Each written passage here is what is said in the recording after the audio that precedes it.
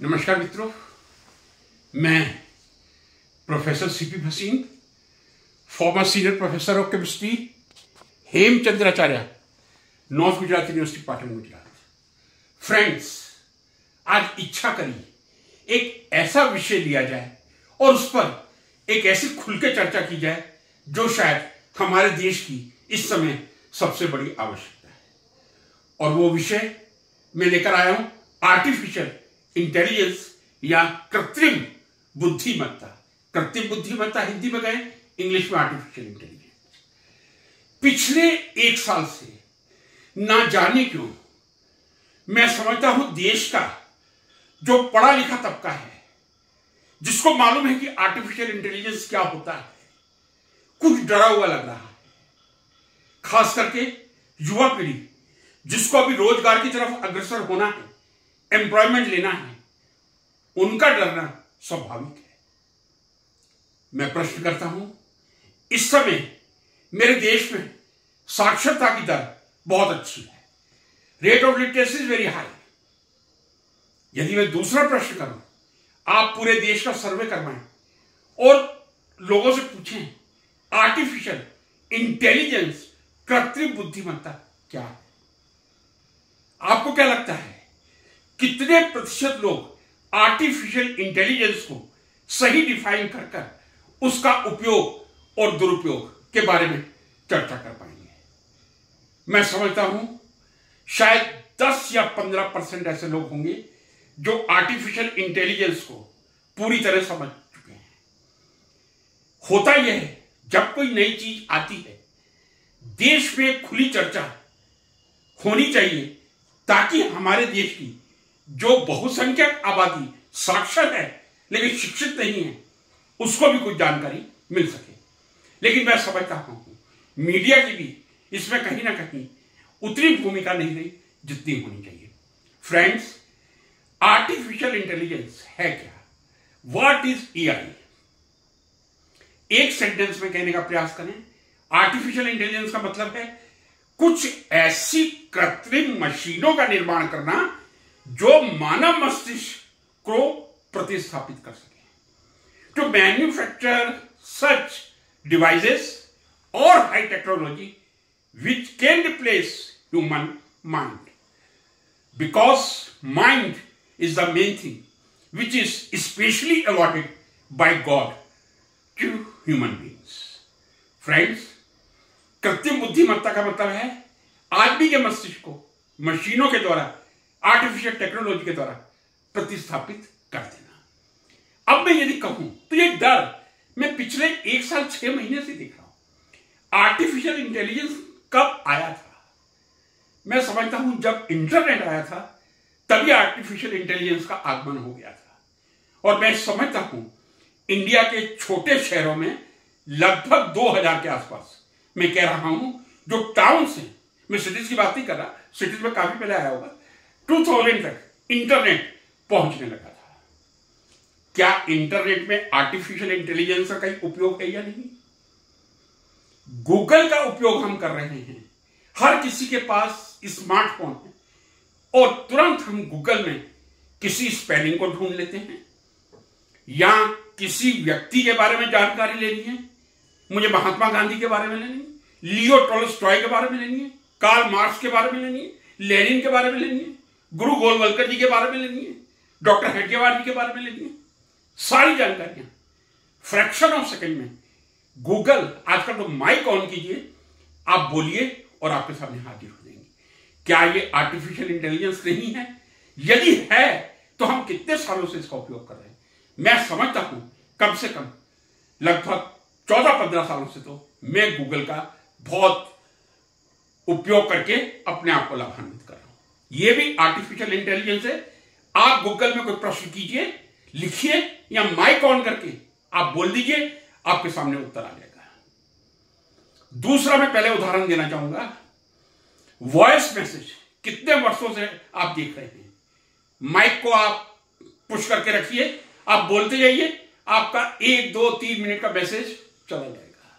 क्या यह artificial intelligence नहीं है? क्या हम इसका उपयोग नहीं कर रहे हैं? यह बात सही है कि जिस किसी के पास स्मार्ट मोबाइल है वो हर कोई इस तरह के आर्टिफिशियल इंटेलिजेंस का उपयोग नहीं कर पा रहा है।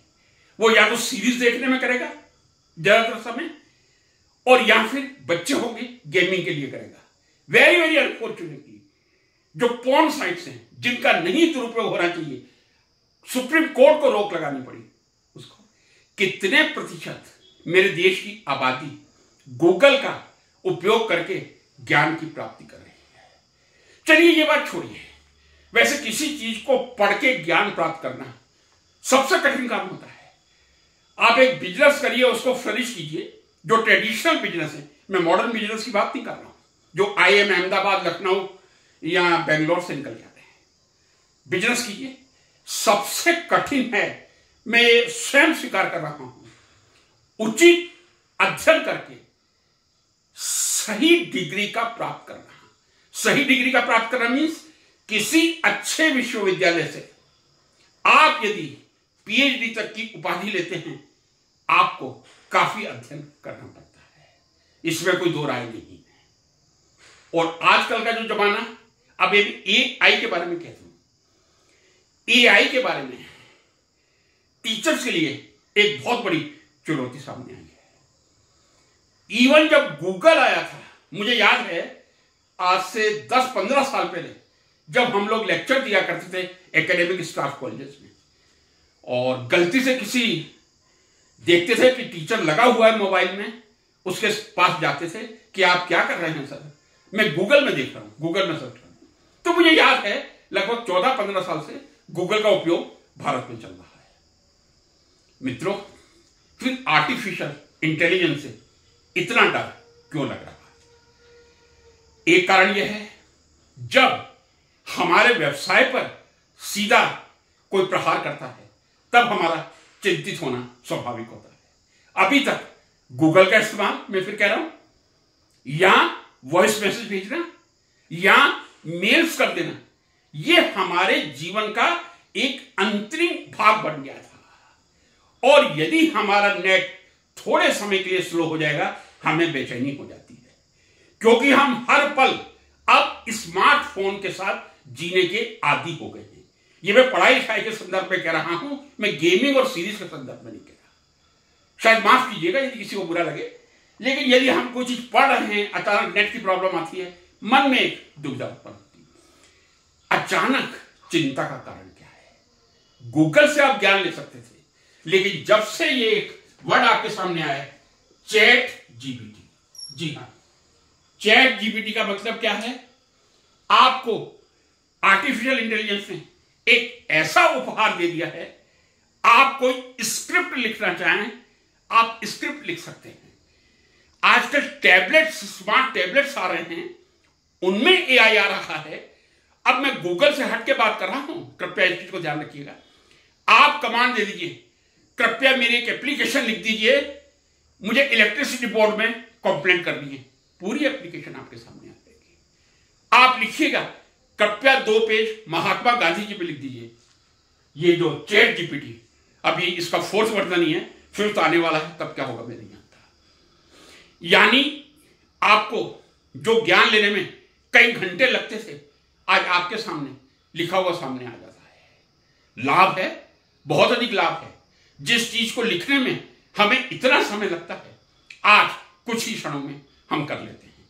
दूसरा उदाहरण मैं देना चाहूंगा, आज से लगभग 15 सालों से जब भी कोई PhD का विद्यार्थी अपनी थीसिस सबमिट करता है, तब उसको प्लेगियरिज्म चेक करवाना पड़ता है।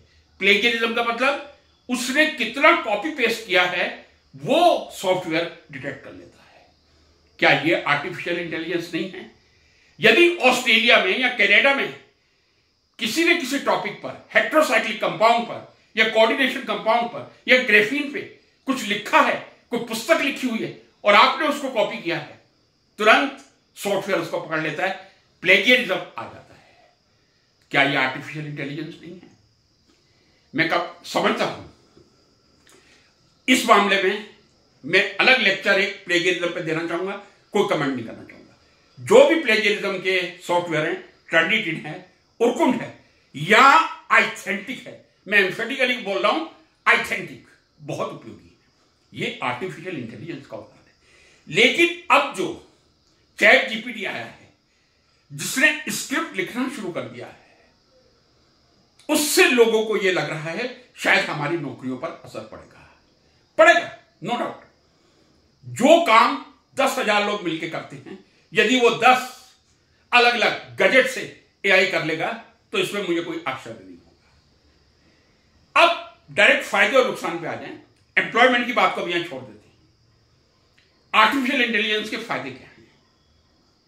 यदि मैं आपके हेल्थ की बात करूं, हेल्थ में टेलीमेडिसिन काफी पुराना हो चुका है। काफी पुराना होने का मतलब 10-15 साल से आप अपने डॉक्टर से एडवाइस ले सकते हैं, गाइडेंस ले सकते हैं। लेकिन ये रिमोट सर्जरी, जिसको साइबर सर्जरी भी कहा जाता है या टेली सर्जरी भी कहा जाता है, ये भी कोई नई चीज नहीं है।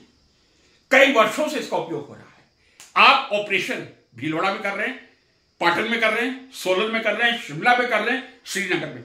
आप बॉम्बे के किसी डॉक्टर की एडवाइस ले सकते हैं। वो आपको इस साइबर टेक्निक से गाइड करेगा इस ऑपरेशन में किस तरह आपको आगे प्रोसीड करना है। क्या यह मानव के लिए उपयोगी नहीं है? हर कोई यही कहेगा। क्या हर कोई व्यक्ति बॉम्बे जाकर उस जो हार्ट स्पेशलिस्ट है या किडनी स्पेशलिस्ट है या कोई नेफ्रोलॉजिस्ट है नहीं कर सकता। लेकिन यदि एक छोटे से टाउन कस्बे में बैठकर डॉक्टर ऑपरेशन करता हुआ वहां से गाइडेंस ले सकता है, मैं समझता हूं मानवता के लिए यह बहुत बड़ा वरदान है, उपयोगी है। आर्टिफिशियल इंटेलिजेंस, जहां तक मेडिकल साइंस में इसका उपयोग हो रहा है। फिर मैं यहां इलोन मस्क को लाना चाहूंगा, जिन्होंने एक चिप बनाई थी, लगभग 1 साल ही हुआ है। आप उस चिप को मस्तिष्क में डाल दीजिए, उस चिप से आप किसी पैरालिटिक आदमी को चलाने की अवस्था में आ जाते हैं। यानी यदि आपके मस्तिष्क में वो एक चिप फिट कर दी जाए, जो पैरालिटिक आदमी है वो एक सामान्य व्यक्ति की तरह चलने लगता है। और मुझे आश्चर्य नहीं, ऐसी भी कोई चिप दिमाग में आके फिट हो जाए, आपको मालूम चल जाए कि मुझे 3 दिन बाद हार्ट में कोई प्रॉब्लम आ सकती है या शरीर के किसी दूसरे ऑर्गन में प्रॉब्लम आ सकती है। क्या यह मानवता के लिए वरदान है या नहीं है? कोई मना नहीं करेगा। हर व्यक्ति चाहेगा जब तक वो इस पृथ्वी पर रहे पूर्णतः स्वस्थ रहे, और यदि कभी अस्वस्थ हो तो उसकी अस्वस्थता का निदान जल्दी से हो जाए। मैं समझता हूं कृत्रिम बुद्धिमत्ता, आर्टिफिशियल इंटेलिजेंस का एक बहुत बड़ा रोल मेडिकल साइंसेस में, सर्जरी में, साइबर सर्जरी या टेली सर्जरी के रूप में सामने आया है। डर लगता है? फिर किस बात का डर लगता है? जो दुनिया डरी हुई है एआई से, क्यों डरी हुई है? क्या हमारे बीच कोई ऐसे क्रिमिनल तो नहीं है जो टेक्नोलॉजी का जितना यूज है उससे ज्यादा मिसयूज कर रहे हैं? चलिए, एआई अभी आया है, पिछले 10 सालों से तो मुझे याद है किस तरह आपको इमोशनल ब्लैकमेल करके आपके अकाउंट से पैसे निकलवा लिए जाते हैं। इमोशनल ब्लैकमेल करके आपके अकाउंट से आप फंड ट्रांसफर करते जाते हैं। यहां मैं सेक्स एक्सटॉर्शन की बात ज्यादा नहीं करूंगा, बहुत कॉमन है। अनफॉर्चुनेटली मेरे देश में बहुत कॉमन है सेक्स एक्सटॉर्शन, जहां छोटे छोटे एडल्ट बच्चों को, किशोरों को फंसाकर उनसे पैसे वसूले जाते हैं। बहुत बड़ा दुरुपयोग है। मैं मानता हूं इससे बड़ा कोई दुरुपयोग नहीं होता। आपके बैंक से आपके द्वारा खुद इमोशनल करके पैसा निकलवा लेना, यह सबसे बड़ा क्राइम है। इसलिए आर्टिफिशियल इंटेलिजेंस से डर भी लगता है।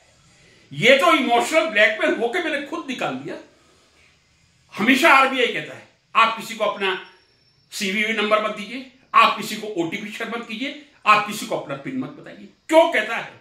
क्या एक ओटीपी देने से, क्या पिन देने से, यदि मैं अपने जो भी मेरा डेबिट कार्ड है उसका मैं नंबर और पिन बता दूं तो क्या मेरा अकाउंट सेफ रहेगा? बिल्कुल नहीं रहेगा, मेरा अकाउंट खाली हो जाएगा। इसीलिए बार बार एडवर्टाइजमेंट में आरबीआई चेतावनी देता है, कृपया अपना पासवर्ड, आप अपना पिन और ओटीपी किसी को शेयर ना करें। यानी एक तो आप खुद पैसा निकाल के दे सकते हैं इमोशनल होके, एक बिना आपकी जानकारी से आपका ओटीपी हैक करके पैसा वसूल किया जाता है। क्या मैं इसको आर्टिफिशियल इंटेलिजेंस का वरदान कहूंगा या सबसे बड़ा अभिशाप कहूंगा? इससे बड़ा अभिशाप कोई नहीं हो सकता कि ये जो हरामखोरी है, please excuse me for using this word, ये जो हरामखोरी है कि हम मुफ्त में किसी के अकाउंट से जितना आसान हो टेक्निकली पैसा निकलवा लें, चाहे इमोशनली निकलवा लें या ओटीपी या पिन हाइक करके, क्या ये एआई का सही उपयोग है? मैं नहीं समझता ये एआई का सही उपयोग है। अब देखिए, जब भी कोई चीज आती है और जब मेरे को नुकसान पहुंचाएगी तब मैं डरूंगा। यूथ पीढ़ी का डरना कि जैसे जैसे एआई आएगा राइटिंग कंटेंट जो है शायद उसमें कमी होती जाएगी, मैं नहीं समझता। इतना अपार ज्ञान का भंडार बढ़ रहा है जो, यदि मैं रिसर्च की बात करूं, जितने पब्लिकेशंस पर ईयर निकल रहे हैं, शायद मैं पन्ना पलटने में बैठूंगा तो मुझे महीनों लग जाएंगे। यानी इतने research papers, innovative research paper, मैं ऑर्डिनरी रिसर्च पेपर की बात नहीं कर रहा, अच्छी यूनिवर्सिटी से, Oxford, Harvard, Cambridge, MIT, GIT, CIT, जो मैं अक्सर नाम लेता हूं, या डीयू या बीएचयू या और कई यूनिवर्सिटी है, आईआईएससी है हमारा बेंगलोर, आईआईटी से बहुत ज्ञान का विस्तार हो रहा है।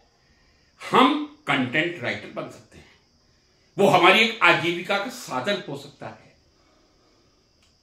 ये सही है कि आज जब ये जो उपकरण आपके सामने चैट जीपीटी है, शायद ये आपको चुनौती पैदा करेगा, लेकिन आप स्वयं का ऐसा कंटेंट तैयार करें कि आप चैट जीपीटी को चुनौती दे सकें। जी हां, मैं आपसे कह रहा हूं, आप इतना कॉन्फिडेंट बने, आप इतने मेहनती बने, आप इतने लगनशील बने कि आप चैट जीपीटी को चुनौती दें, और वो हो सकता है। क्योंकि मैं फिर कहूंगा, एआई को मानव ने बनाया है, मानव के मस्तिष्क ने बनाया है, एआई के मस्तिष्क ने मानव को नहीं बनाया है। तो जब तक मानव है उसका एआई पे कंट्रोल रहेगा। और इसी बिंदु पे मैं आना चाह रहा हूं। यदि मुझसे पूछा जाए कि एआई के इतने उपयोग हैं, चाहे मेडिकल फील्ड में, इंजीनियरिंग फील्ड में, राइटिंग फील्ड में, जी ये मैंने इसका चैट जीपीटी का एग्जांपल लिया है।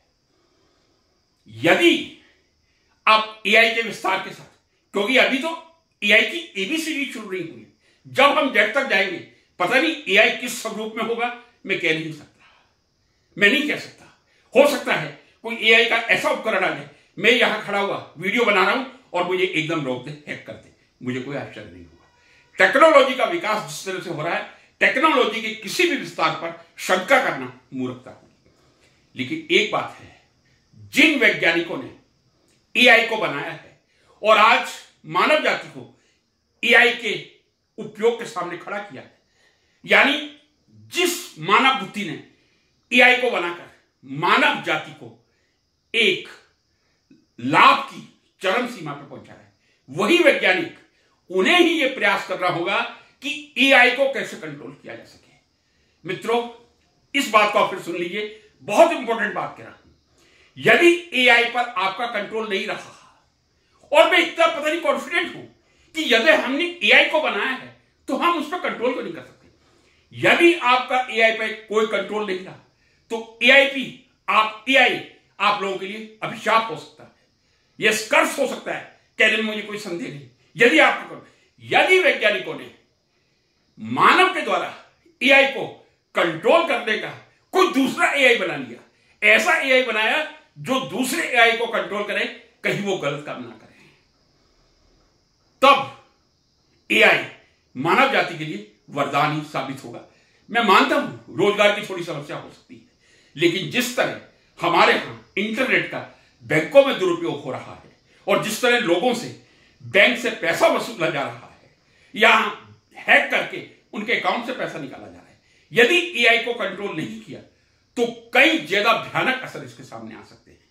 लेकिन सबसे पहली जरूरत यह है, हमारे देश की जो 85% पॉपुलेशन है, 85% जनता है, शायद वो अनभिज्ञ है कि एआई क्या होता है। सब लोगों के हाथ में आपको स्मार्ट मोबाइल मिलेगा, 2 साल के बच्चे के हाथ में भी मिलेगा। गांव में कोई 2 साल का बच्चा है, शहर में 2 साल का बच्चा है, बच्चा बच्चा ही होता है।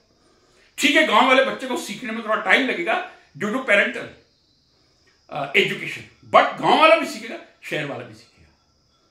जब आप वो सीख सकते हैं, आप उस टेक्निक का यूज कर सकते हैं, तब एक परिचर्चा, ओपन बहस एआई को लेकर हमारे सभी टीवी चैनल्स पर होनी चाहिए।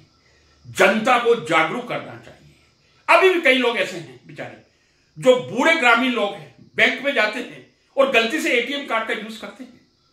मैं समझता हूं कहीं ना कहीं वो इस एआई के दुरुपयोग का शिकार होकर अपने खून पसीने की कमाई को खो देते हैं। मित्रों, देश को जागरूक करना होगा, विश्व तो जागरूक हो जाएगा, क्योंकि अन्य देश इतने सक्षम हैं कि वो अपने देश को जागरूक कर देंगे। लेकिन मेरे देश में हर शिक्षा का कर्तव्य बनता है वो एआई का गहन अध्ययन करे। और मैं समझता हूं 1 साल तक स्कूलों में डिबेट्स होनी चाहिए, एआई वरदान या अभिशाप। केवल ये टॉपिक होना चाहिए, एआई वरदान या अभिशाप। जब बच्चा वरदान या अभिशाप पढ़ेगा, या कोई यूनिवर्सिटी का या कॉलेज का नौजवान पढ़ेगा डिबेट के लिए, उसके ज्ञान के चक्षु खुलेंगे। उसे मालूम पड़ेगा वास्तव में एक एआई वो भी थी जो मैं गूगल में यूज करता था, और एक एआई ये भी है जब मैं चैट जीपीटी को कमांड दे रहा हूं, कृपया 2 पेज का एक शॉर्ट ऐसे लिख दिया जाए महात्मा गांधी जी पर। जागरूकता की आवश्यकता है, जागरूक करने की आवश्यकता है, एआई से डरने की आवश्यकता नहीं है, एआई को सावधान करने की आवश्यकता है। आशा है आपको ये मेरा वीडियो पसंद आया होगा। पसंद आया हो शेयर कीजिए, लाइक कीजिए। Thank you so much.